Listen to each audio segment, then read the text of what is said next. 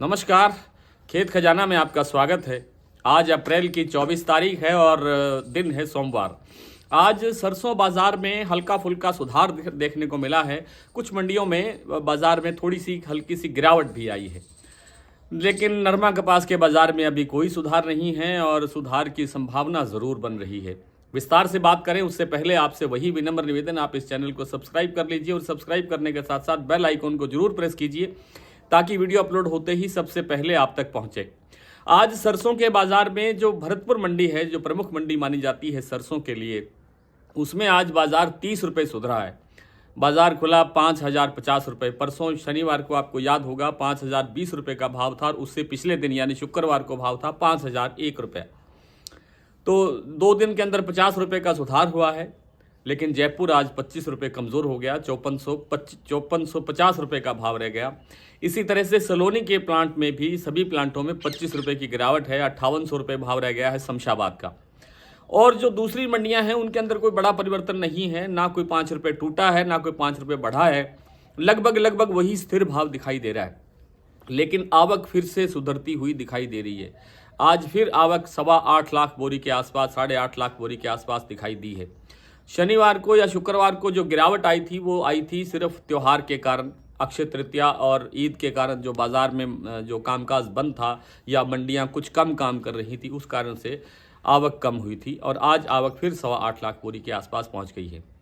आज मैंने थोड़ी देर पहले जो केंद्रीय तेल उद्योग और व्यापार संगठन है, जिसे क्विट मानते हैं, क्विट संगठन कहते हैं, उसके चेयरमैन सुरेश नागपाल जी से मैंने बात की।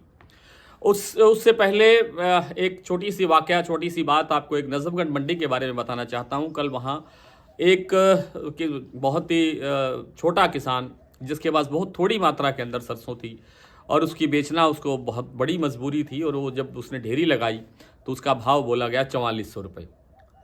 निराश किसान ने थोड़ी देर तो इंतज़ार किया कि शायद कोई भाव बढ़ा करके बोलेगा, लेकिन जब किसी ने कुछ नहीं सहारा दिया तो उसने उल्टा अपनी उस बैलगाड़ी के अंदर दोबारा से उस जो बिखरी हुई सरसों थी मंडी के प्लेटफार्म पर, उसको समेट करके वापस डालना शुरू कर दिया। फिर कुछ व्यापारी आगे आए और उन्होंने उसको समझा बुझा करके कुछ 100-200 रुपये बढ़ा करके उसको भाव देने का यत्न किया, जिस पर वो सहमत भी हो गया। लेकिन उसने भाव तो ले लिया, लेकिन वो फपक कर फूट कर रोने लगा कि उसके साथ क्या हो रहा है। ऐसी स्थिति के अंदर ऐसा एक किसान की कहानी मेरे सामने आई है। मेरे मित्र हैं नजफगढ़ में, जिन्होंने मुझे ये सारा किस्सा बताया।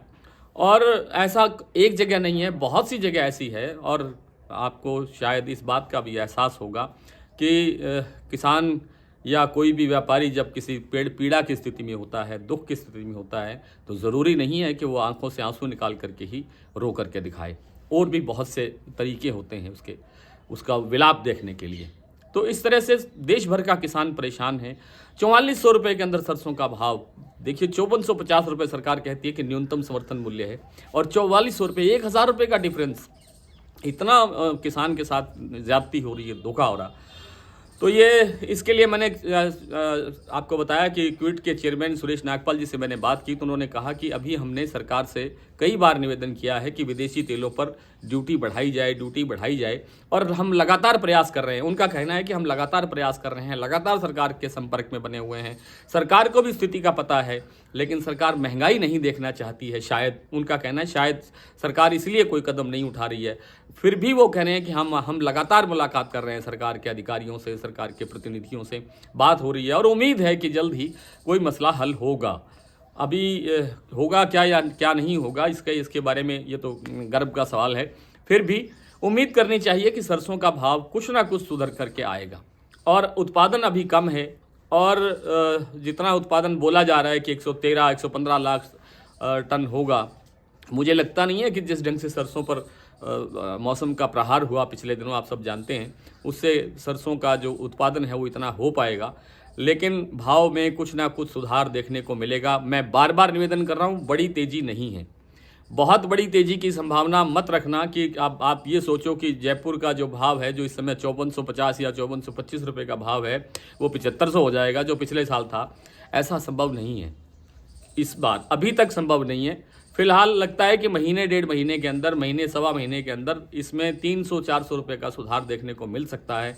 और अगर सरकार ने थोड़ा सपोर्ट कर दिया, ड्यूटी बढ़ा दी विदेशी तेलों पर, तो शायद थोड़ा जल्दी सुधार हो सकता है।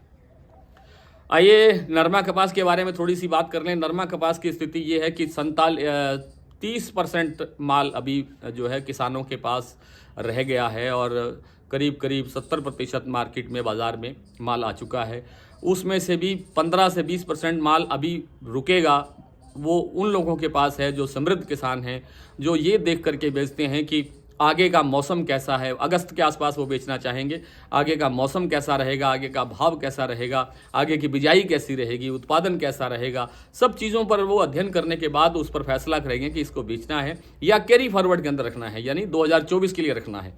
तो सिर्फ 10-15% माल बचा है जो मार्केट में आना है और उसकी खरीदारी बढ़ाने के लिए, उसकी खरीदी करने के लिए अब कंपटीशन बढ़ने वाला है।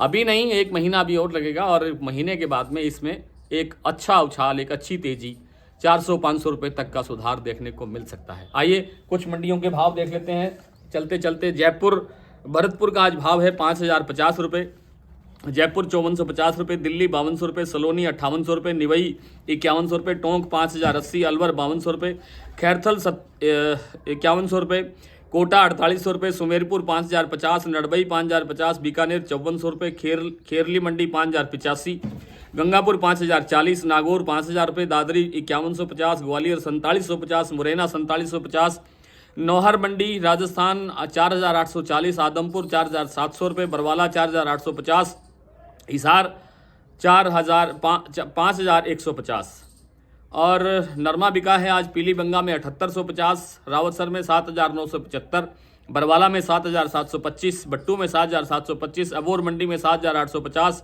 सिरसा में 7916, आदमपुर में करीब करीब 8000 और ऐलनाबाद में नरमे का भाव रहा 7750।